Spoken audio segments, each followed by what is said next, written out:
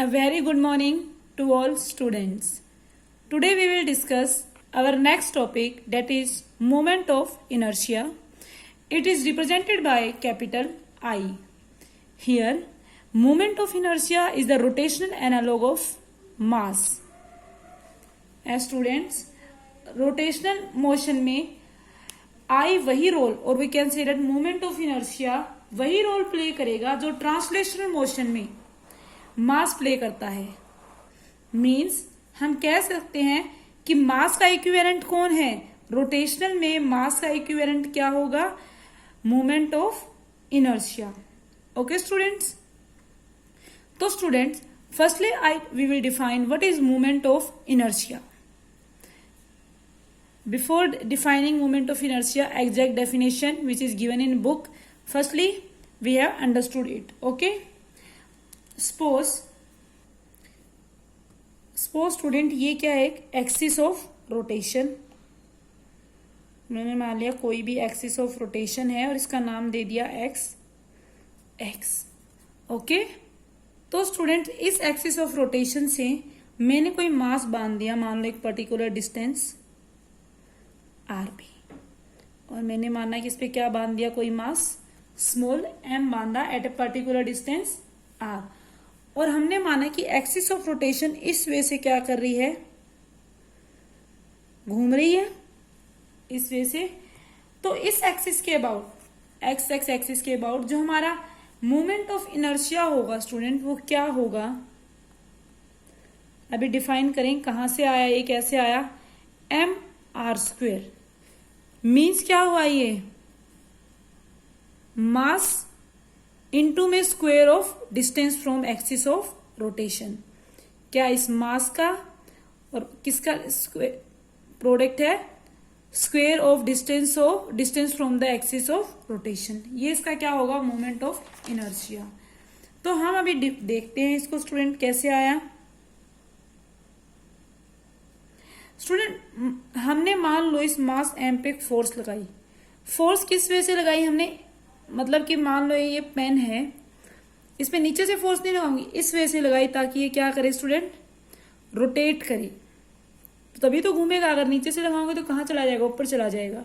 लेकिन मैं 3D में बना नहीं सकती, तो इस वजह से फोर्स लगाई, ये क्या करे, ताकि रोटेट करे.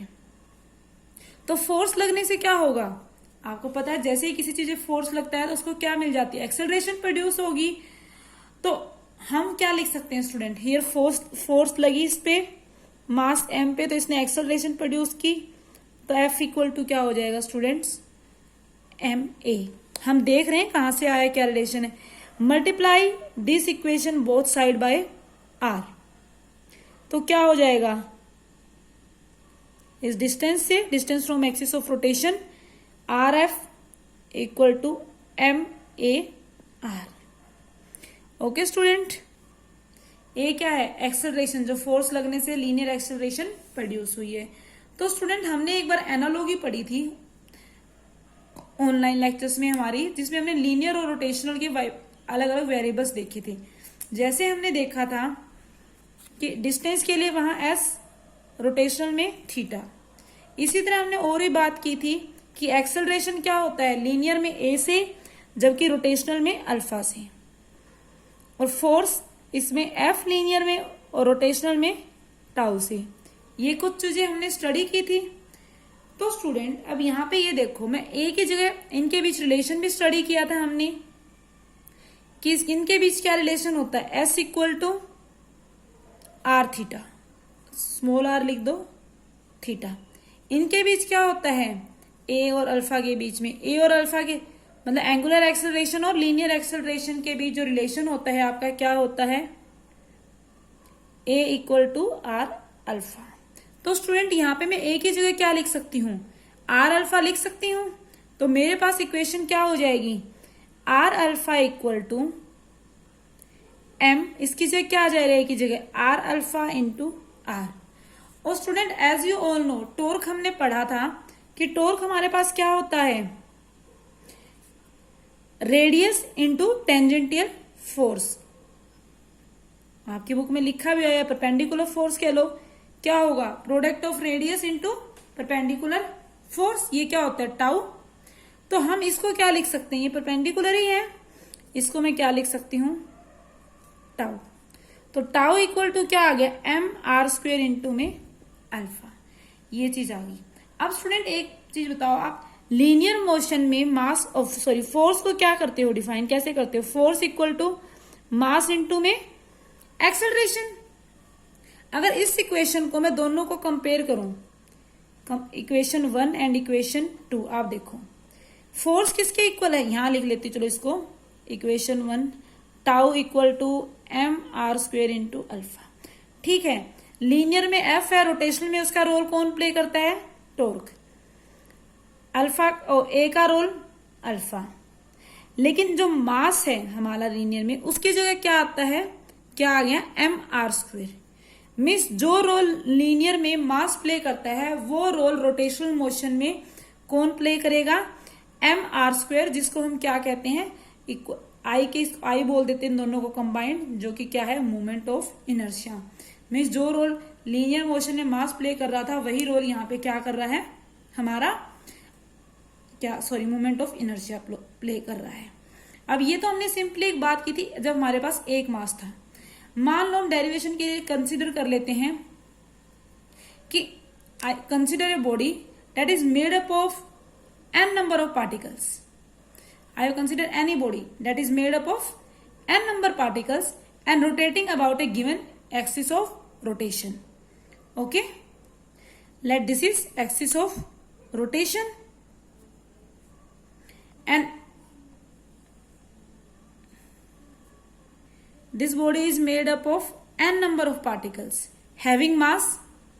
Suppose this have mass m1, this having mass m2, यहाँ पे कोई है m3 up to mn, and r1 r2 be their perpendicular distance from axis of rotation.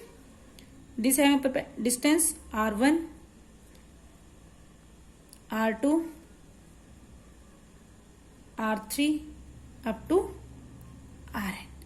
तो हमने क्या माना, r क्या है, ये r1 r2 r3 axis of rotation से परपेंडिकुलर डिस्टेंस जो हम कंसिडर कर रहे हैं।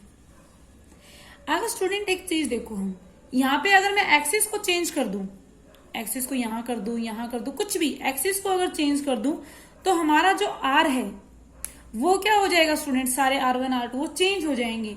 और अगर r चेंज हुआ तो हमने अभी देखा आई मूवमेंट ऑफ इनर्शिया किसके इक्वल है, और अगर r चेंज हुआ तो आपका क्या हो जाएगा, आई मूवमेंट ऑफ इनर्शिया भी क्या हो जाएगा, चेंज हो जाएगा। So we can easily say that mass और distance from axis of rotation पे क्या करता है, आपका मूवमेंट ऑफ इनर्शिया डिपेंड करता है।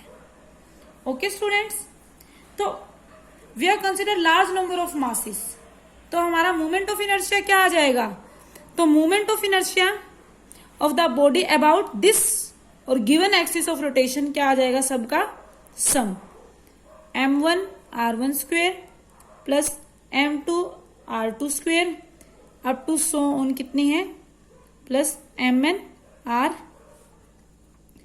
n का स्क्वेयर। अब सब एडिशन में है तो क्या लिख सकती हूं मैं इसको समेशन लिख सकती हूँ, summation i equal to 1 to n m i r i square. ये बन गया आपका एक फॉर्मूला। यहाँ 1 पुट करेंगे, i की value m1 r1 square plus फिर 2 कर दो अप टू n। तो स्टूडेंट हमें यहाँ से क्या मोस्ट इंपोर्टेंट इंफॉर्मेशन मिली, तो अभी आप आराम से आप मोमेंट ऑफ इनर्शिया को डिफाइन कर सकते हो। What is moment of inertia, as you all know it is defined as sum of, I write down here again I equal to summation I equal to 1 to n m I r I square. So we can write down moment of inertia about a given axis of rotation is defined as sum of m1 m2 to so m1 r1 square plus m2 sum of product of masses of particles and square of distance from the axis of rotation. This is known as moment of inertia. Another most important thing, students, it is a scalar quantity. As you all know, mass is scalar quantity and distance is also a scalar quantity. So when we multiply करेंगे दोनों का क्या आएगा हमारा, moment of inertia भी एक scalar quantity है. Unit of moment of inertia,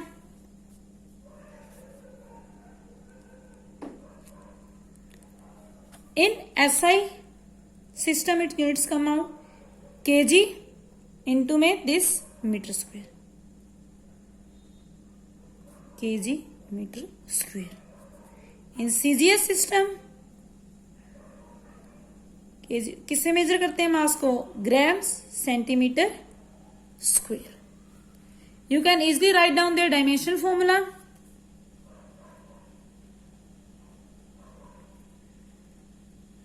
dimensional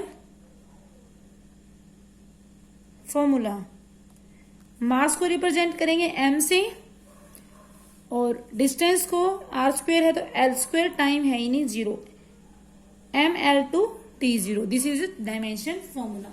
तो स्टूडेंट हमें यहां से कुछ मेन बातें पता चली. तो जो मेन बातें हैं हमारी क्या पता चली, first thing that we can say that movement of inertia depends on distribution of mass of the body from axis of rotation. किस पे डिपेंड करता है, factors. First factor is distribution of mass of the body from axis of rotation. Second thing, it also depend on distance of the body from axis of rotation. R कितनी दूर है, कम है, ज्यादा है. And third and last thing which is most important, orientation and position of the axis of rotation with respect to body. Position भी axis of rotation की student depend करेगी, क्योंकि अगर आप पोजीशन को चेंज कर दोगे और कह दो मैं एक्सिस को ही चेंज कर दूं तो आपका ऑटोमेटिकली क्या है, आर चेंज हो जाएगा. और आर चेंज होगा तो क्या होगा, आपका मोमेंट ऑफ इनर्शिया चेंज हो जाएगा. ओके स्टूडेंट्स, अभी तक हमने ये मूवमेंट ऑफ इनर्शिया पढ़ा, हमने एक डिस्क्रीट बॉडी के लिए पढ़ा. Let us discuss movement of inertia for a rigid body, और we can say that movement of inertia for, I wrote down here, movement of inertia for continuous. Here we can say continuous body or moment of inertia of a rigid body. Student, what is continuous?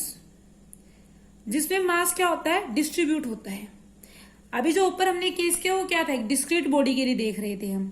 मतलब जिसमें पूरा मास क्या है, मतलब अगर हमारे, मतलब इसमें क्या होता है डिस्क्रीट में, अगर हमारे पास एक से ज्यादा मास है, मतलब जैसे हमने लिया था m1 m2 m3 and so on, और वो सभी क्या है, इधर उधर बिखरे हुए हैं, तो हमने कौन सा फॉर्मूला लगाया था, ये वाला. बट इस केस में मान लो हमारे पास कोई एक ऐसी बॉडी है, कोई भी एक बॉडी है जिस, मतलब मास पूरे में कंटिन्यूसली डिस्ट्रीब्यूटेड है. उस बॉडी में मास क्या है, कंटिन्यूसली डिस्ट्रीब्यूटेड है. और we can say that mass किसी पर्टिकुलर जगह पे नहीं है, मीन्स मास हर तरफ क्या है आपका, बिखरा हुआ है. तो इस केस में सबसे पहले हम नोटिस करते हैं स्टूडेंट कि हम एक्सिस ऑफ रोटेशन कहां पे ले रहे हैं. ये देखना बहुत जरूरी है कि हम एक्सिस ऑफ रोटेशन कहां पे लेंगे. फिर हम क्या करते हैं कि बॉडी के बीच में कहीं पे भी एक स्मॉल, वेरी स्मॉल मास लेंगे. जैसे डीएम हमने बहुत ही स्मॉल मास ले लें बॉडी के बीच में. कहीं मान लो ये हमारे पास क्या है, कोई भी एक बॉडी है जिसमें हमारा मास क्या है, कॉन्टिन्यूसली डिस्ट्रीब्यूटेड है. Okay, we can say that कि mass is continuously distributed और particles of the body are not separable. So student, हम इसमें बॉडी में ये हमने मान लिया कहीं पे एक एक्सिस ऑफ रोटेशन है. थोड़ी लाइन टेढ़ी होगी, नो मैटर. तो एक्सिस ऑफ रोटेशन हम कहीं पे एक छोटा सा मास ले लेंगे, बहुत ही छोटा, मतलब जैसे मैंने ये ले लिया एक बहुत ही छोटा मास, क्या ले लिया, ये डी है. तो कितने डिस्टेंस से मान लिया मैंने, this is at a distance R. कितने माना मैंने, आर डिस्टेंस पे है. तो हमें क्या मिलेगा, इसकी वजह से एक छोटा सा मोमेंट ऑफ इनर्शिया हम निकाल लेंगे. और जो इसकी वजह से हमारा छोटा सा मोमेंट ऑफ इनर्शिया आएगा वो क्या आएगा, D I equal to dm into में r स्क्वायर। तो लेकिन ये तो हमने एक छोटे से मास की बात की, इसमें और एक छोटा सा मास ले लिया, एट ए डिस्टेंस मैंने माना r1। मैं सपोज कर रही हूं हमने और कोई मास ले लिया छोटा सा dm, r2, dm, r3 and so on. तो हमें क्या करना है, पूरी बॉडी के लिए क्या चाहिए, मोमेंट ऑफ इनर्शिया चाहिए। अगर पूरी बॉडी के लिए मोमेंट ऑफ इनर्शिया चाहिए तो मैं क्या करूंगी स्टूडेंट्स, इसको इंटीग्रेट कर दूंगी। तो अगर आप इंटीग्रेट करोगे तो इंटीग्रेट करने से हमारे पास क्या मिल जाएगा, integration of D I dm r square. ये क्या आ गया, moment of inertia of whole body, integration dm r square. तो ये फॉर्मूला किसके लिए होगा, आपका कंटिन्यूअस बॉडी के लिए। Student, one important thing, that moment of inertia of a body does not have single value. Can't say that मेरी value यही आई तो यही सही है, नो, दिस इज रॉन्ग। उसकी सिंगल वैल्यू नहीं हो सकती। वो क्या है, उसकी वैल्यू एक्सिस ऑफ कितनी भी हो सकती, डिपेंड करता है चेंज कि आप एक्सिस ऑफ रोटेशन कहां से चूज कर रहे हैं।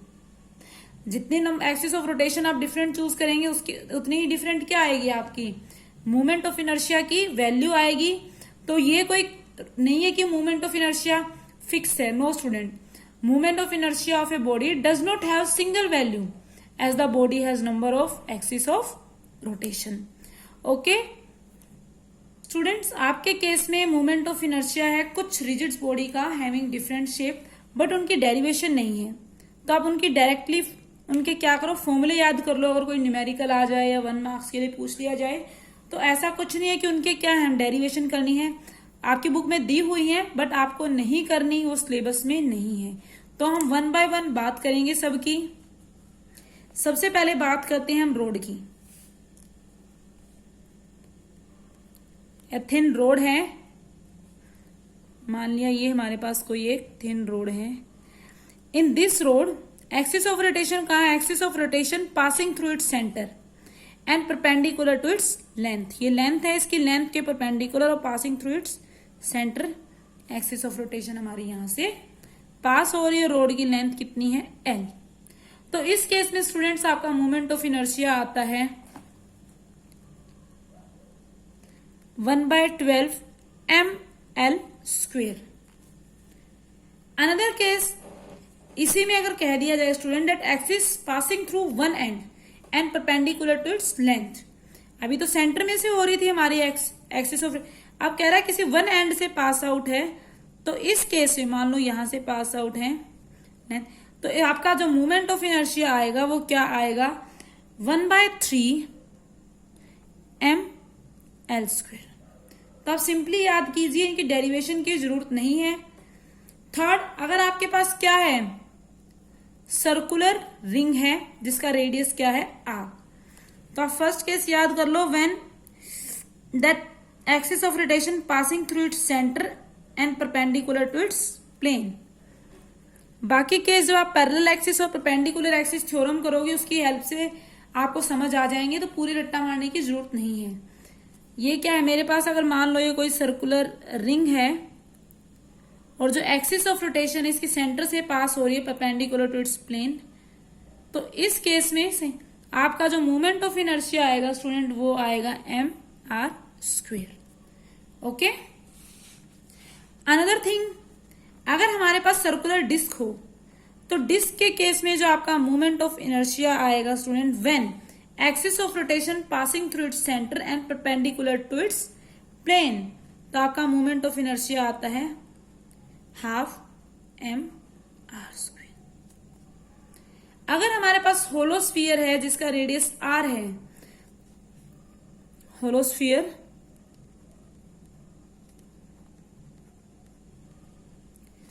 जो कहाँ है, डायमीटर से पास हो रही है एक्सिस ऑफ रोटेशन, तो इस केस में आपका मोमेंट ऑफ इनर्शिया आता है 2/3 mr स्क्वेयर। और अगर मेरे पास होलो सिलेंडर है, होलो सिलेंडर, और कहां से पास हो रहा है, इट्स एक्सिस से अगर पास हो रहा है तो आपका मोमेंट ऑफ इनर्शिया क्या आएगा, mr स्क्वेयर। तो आपकी बुक में दिया हुआ है, तो आपको डायरेक्टली क्या करना है स्टूडेंट्स, ये याद करना है। Okay, Let us discuss some numerical problem based on moment of inertia.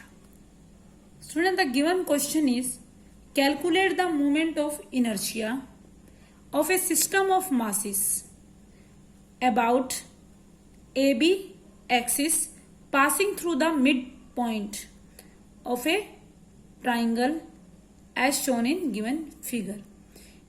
हमें 4 मासेस दिए हुए हैं, हमें moment of inertia find out करना है अबाउट एक्सिस ए बी, और जो कि रेक्टेंगल है तो ये इसकी लेंथ क्या है ए, इसकी भी क्या होगी ए, एंड दिस इज बी. तो मोमेंट ऑफ इनर्शिया हम क्या लेंगे एम और perpendicular distance from axis of rotation. तो ये परपेंडिकुलर डिस्टेंस लेंगे एक्सिस ऑफ रोटेशन से, ये ए है पूरा, तो कितना हो जाएगा स्टूडेंट्स a/2. इसी तरह ये भी क्या है a/2. Similarly this and this one. तो हम क्या लिख सकते हैं, मोमेंट ऑफ इनर्शिया क्या होता है I = m1r1² + m2r2² + m3r3². तो फर्स्ट मास ले लो, मान लो फॉर m. r² की जगह क्या आ जाएगा एक्सिस ऑफ रोटेशन से distance, perpendicular distance a/2 r² plus m, इसके लिए मान लो a/2 r² plus m a/2 r² plus m a/2 r². तो हमारे पास टोटल कितना आ गया स्टूडेंट्स m a² 4 आ जाएगा. ओपन करोगे तो ये कितने हैं 1 2 3 4, तो क्या लिख सकते हैं 4 से 4 क्या हो जाएगा कैंसिल आउट, और moment of inertia whole system क्या आ जाएगा m a². Okay. Our next question student, this is first numerical, this is numerical number 2. Firstly I will draw picture, an equilateral triangle,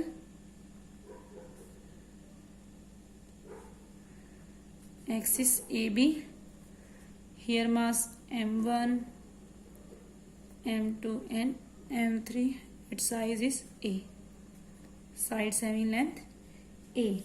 So student, is it given in question numerical that you have to calculate the moment of inertia of a system of masses about AB axis passing through the midpoint of the base of the triangle as shown in given figure. You have to calculate moment of inertia of the system. So students, firstly we will discuss about moment of inertia of mass m1. तो student ये देखो कहां से, it is passes from axis A B, तो perpendicular distance क्या है यहाँ 0. तो moment of inertia for mass इससे रिप्रेजेंट कर लेते